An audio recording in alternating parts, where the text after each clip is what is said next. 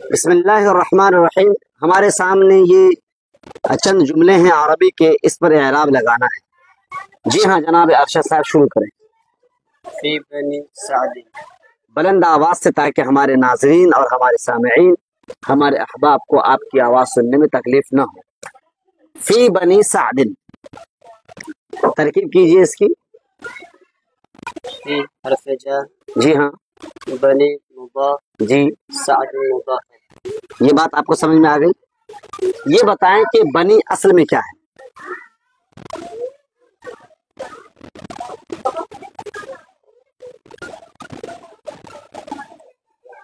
देखें, इब्नुन, इब्नुन की जमा आती है बनून। क्या आती है? इब्नुन की जमा आती है बनून, जिसके माने आते हैं बेटों के, है ना। ये बनून पर जो एराब दे रहे हैं, किसका एराब दे रहे हैं? किस इसम का एराब दे रहे हैं? वाव नून के साथ एराब किसका आता है? जमा मुजक्कर सालिम। पढ़ा है ना। हालत रफ़ी में वाव के साथ, हालत नस्ब व जर्र में या माक़बल मकसूर। तो बनून, बनीन, बनून, बनीन, बनीन, यही होता है ना। बनून, बनीन, बनीन। हालत रफ़ी में बनून, हालत नस्बी में और हालत जर्री में बनीन। और जब इसकी आप इजाफत करेंगे तो नून गिर जाएगा। तो बनु सादिन हालत रफ़ी में, बनी सादिन हालत नस्बी में, बनी सादिन हालत जर्री में। तो यहाँ पर असल में क्या है? बनी असल में क्या है? बनीना है। क्या है? बनीना। और बनीना हालत रफ़ी में क्या पढ़ेंगे आप? बनूना। क्या पढ़ेंगे? बनूना। तो ये हालत जर्री में है, इसका नून गिरा दिया गया है तो बनी हो गया। या बनी इसराइल जो कुरान करीम में है। तो कहीं पर भी बनीन अगर आपको नजर आवे बनी, तो समझ लो कि वह असल में बनीना है, हालत नसबी है या हालत जर्री है। नून को गिरा दिया गया इजाफत की बुनियाद पर, तो बनी हो गया। तो फी बनी सादिन। चलें आगे।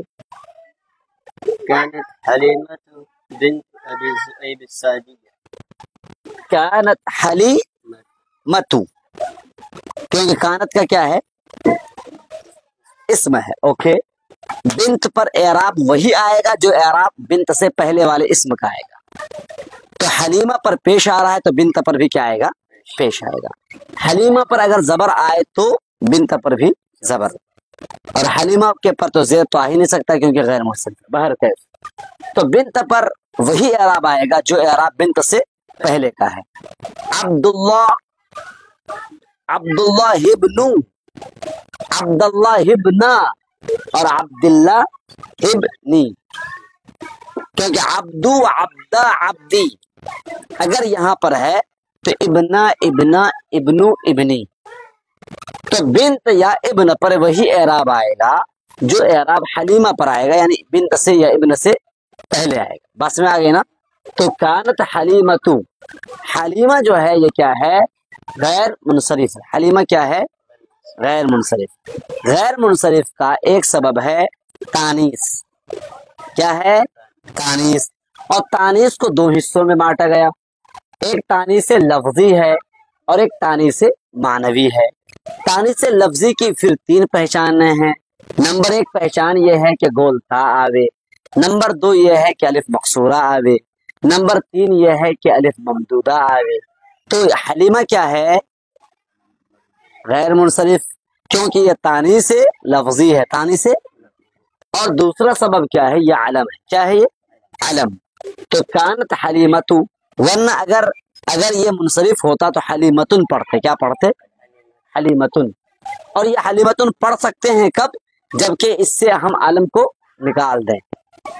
मसलन आप इस मदरसे में 10 अरशद है, मैं कहूंगा अरशद आया, तो आप समझ जाओगे कौन सा अरशद आया है, नहीं समझ में आएगा। तो ऐसे मौके पर अरशद क्या होगा? नकेरा होगा। क्या होगा? नकेरा। और नकेरा जो होता है वो मुनसरिफ होता है, गैर मुनसरिफ नहीं होता है। चुनांच यहाँ जो हलीमा है ये क्या है? गैर मुनसरिफ है, क्योंकि इसमें एक क्या है? आलम है, और दूसरा क्या है? तानीस है। अच्छा, हलीमा पर जो एराब होगा वही एराब बिन्त पर आएगा। बिन्तु, اچھا بنت پر ایک ہی پیش کیوں دیں گے, دو پیش کیوں نہیں دیں گے, جبکہ بنت منصرف ہے غیر منصرف نہیں ہے؟ تو کیا بتائیں گے, کیونکہ بنت کیا واقع ہو رہا ہے, مضاف. بنت کیا واقع ہو رہا ہے, اور مضاف پر نہ تنوین آتی ہے اور نہ الف لام آتا ہے. مضاف پر نہ تنوین آتی ہے نہ الف لام آتا ہے. زیر کیسے بول رہے ہیں, مضاف پر نہ تنوین آتی ہے, چنانچہ آپ بنتن نہیں پڑھ سکتے ہیں, اور نہ الف لام آتا نہ البنت نہیں کہہ سکتے ہیں. سمجھا نا؟ تو حلیمۃ بنت ابی یہ مضاف ہے نا, اور ابی ابھی کس حالت میں ہے بتائیے آپ, ابھی کس حالت میں ہے؟ آپ نے اسماء ستہ مکبرہ کا نام سنا ہوگا, ابن اخن حمن فمن ذو ہن, ہے نا؟ تو حالت جری میں کیا اعراب آتا ہے, یا کے ساتھ, ہے یا نہیں ہے؟ اب دیکھو کہ یہ حالت جری میں ہے کیا نہیں, مضاف ہے نا, مضاف الیہ ہے نا, تو حالت جری میں اس کا اعراب کیا ہوگا بتاؤ, یا ہے نا؟ تو یہاں پر آپ سے میں پوچھوں گا اس پر اعراب بالحرف ہے یا اعراب بالحرکت, تو کیا بولیں گے؟ اعراب بالحرف ہے, اور اعراب بالحرف کیا یا ہے, سمجھا نا؟ ہاں. کانت حلیمۃ بنت ابی ذؤیب, اچھا یہ ابھی پر یہ اعراب آنے کے لیے اسماء ستہ مکبرہ کو جو اعراب آتا ہے حالت رفعی میں واو کے ساتھ, حالت نصبی میں الف کے ساتھ, اور حالت جری میں یا کے ساتھ, یہ اعراب آنے کے لیے تین شرطیں ہیں.